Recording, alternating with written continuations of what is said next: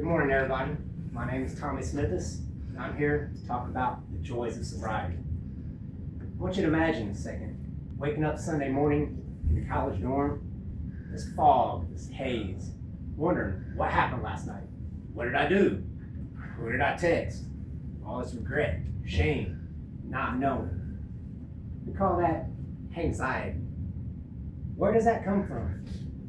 Alcohol acts as a pharmacological loan with high interest.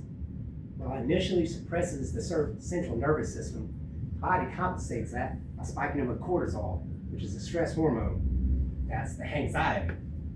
Data from the 2024-25 Mental Healthy Mind study indicates that approximately 32% of college students suffer from mild to severe anxiety. So I want to propose this. What's anxiety from? Pressure from school, pressure from work. It could be a number of things. Gabor Mate, Canadian psychologist that works in the addiction field, talks about alcohol and drugs are not our problems. They are the solutions to our problems. He talks about adverse childhood experiences being the main thing, but I believe addiction can come from so many avenues. If you want to look over here at the left, this is what it looks like. The blur, the fog, the next day over. What'd I do? Just one more. Pictures of my mind, what's going on. But what happens, this is me in my college dorm back in the day. Over here, talk about what happened the night before. The $30 surge price on the Uber late at night, because I'm calling at 2 a.m, surge prices. The $45 pizza that I spent not remembering it till the next day when I'm looking at it on the floor. How about the total weekend spent? I just spent $400 on a month on just extra dumb stuff that I bought while I was drunk and not remembering it. What could that $400 been spent on? Well, when I added it up, that $400 could also have been spent on a Beats by Dre headphone and a round trip flight to New York, or I wanted to leave Chicago, I put it in, which is so close. I don't know why they're the same price, but I could have still got those two things with the money I spent and my drinking lifestyle. Could have also got a gym membership and some for over a year. The reason why I bring this out is because Dr. Daniel Rahal suggests a paradox where students connect the university culture to drinking. It's a stigma, but in the opposite way. Stigmatized to have to drink just to fit in socially. See, what happens is Dr. Nora Volkow says that chronic alcohol desensitizes the dopamine receptors, making everyday pleasure like food, conversations, the joy of a walk in the park, dull, gray. Relying on alcohol to spike this dopamine traps the mind to needing that dopamine hit. And what happens when we quit? The first 3 days, if you've been on heavy drinking, your body doesn't know what to do, so it overstimulates. You've been numbing with alcohol this whole time, so your body don't know what to do. It's so used to having to fight against being sensitized that now we're overstimulated. That's also called withdrawal. Withdrawal can lead to a whole lot worse things. We've heard of the DTs. Delirium tremens are so real, it can cause death. Now there's a sober lush solution I want to talk about. The framework provided by Kristen Rubin and Lean Grimes is the sober lush reframes sobriety not as deprivation, but as an extravagant presence in a high quality sleeping complex mocktails.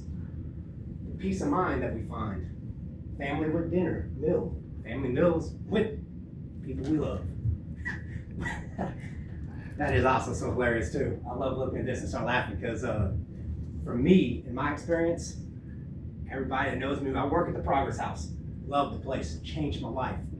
But one of the things I found joys in, I go to flea markets to buy jerseys. I go to Goodwill's, pick them out. And it is such a joy. In fact, I'm the guy now that's over there at the clearance section at Kroger's, happy about the 75-cent Jell-O pudding I found. No one else will find joy in that. In sobriety, I found joy in that. So, from a 2025 data called the Join Reframe Platform, sleep quality, emotional regulation begins to stabilize within 10 to 14 days from abstinence. That's when the dopamine receptors begin to reset. By day 30, it's almost physiologically already set. The reason why I say this, because I go to the gym, I put on, not my beats, but I got something really close to them, just not as big and obnoxious. And I go to the gym and I zone out. Everybody in this house, which I'm at Progress House by the way, I wish I had a picture to show, but knows that's my me time. Meditation, deep breathing. That's where I ground myself at. I don't have the complications that I had before. Restless, irritable, discontent. What happens when I'm restless, irritable, and discontent? I look at self. How did I play my part? Why am I feeling like this? What taught me that? The program at AA. But I do know that recovery can come from a lot of different avenues. I'm not saying that AA is one for everybody. There's plenty of other. Dharma recovery, smart recovery. I'm not trying to promote my recovery on you. What I'm trying to promote is sobriety. 30 days of sobriety, I don't think I have to try to sell sobriety. I think it's gonna sell itself. Choosing a 30-day sober curious challenge can save a student roughly $400, which can also be found, like I said, not just in high-end headphones, gym memberships. Those are things that I decided to get, but I find joy in that. Now, experts at the Talk It Out North Carolina suggest the grounding techniques and breathing to lower cholesterol naturally rather than alcohol is a chemical crutch for social anxiety. Do I do that? Absolutely. Now, if I want to bring up the joys of sobriety, I gotta put my notes to the side for a second. I gotta talk about the side effects that I wasn't expecting about sobriety. I used to think confidence, coming up to this podium, giving the best speech ever, and just knocking it out of the park. To me, that's narcissist. Confidence today is when I'm not comparing myself to nobody else in this room. I found I can be comfortable in my own skin. I don't have to explain myself to everybody because I know my motives are well. Why are my motives well? Trust God, clean house, help others. If I'm trying to help people, I'm not worried about what's going on in my life, my problems, my ills. I'm worried about the next person, which helps me more than I could ever help anybody else.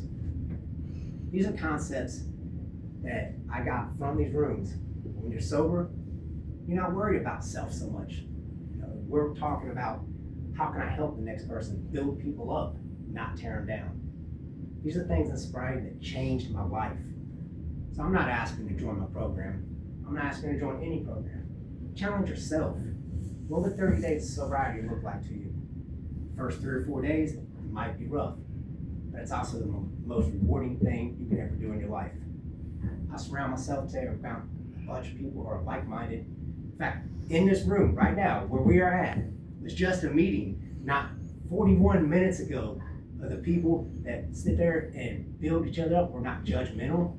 We're trying to look at people and set people for who they are, where they are. Where did that come from? Sobriety, folks. Sobriety changed my life. Now, to be completely honest, the state of Indiana got me sober. Best thing that ever happened. Now, what got me sober is not what keeps me sober. What keeps me sober is my connection. Connection to the people in these rooms. In fact, I can get on my phone right now, and it takes me 15 swipes just to get to the J's. When I was out there in madness, it wasn't like that at all. It was my plug, some big booty thought. That was what I was concerned about, not who are people that are there to help each other make a better community, make a better life. So I just challenge everybody in here, give it 30 days. I don't think I have to save this dream anymore. It'll become a reality that'll automatically change your lives. Thank you for being here, folks. Appreciate it. My name is Tommy Smithis. I love you all.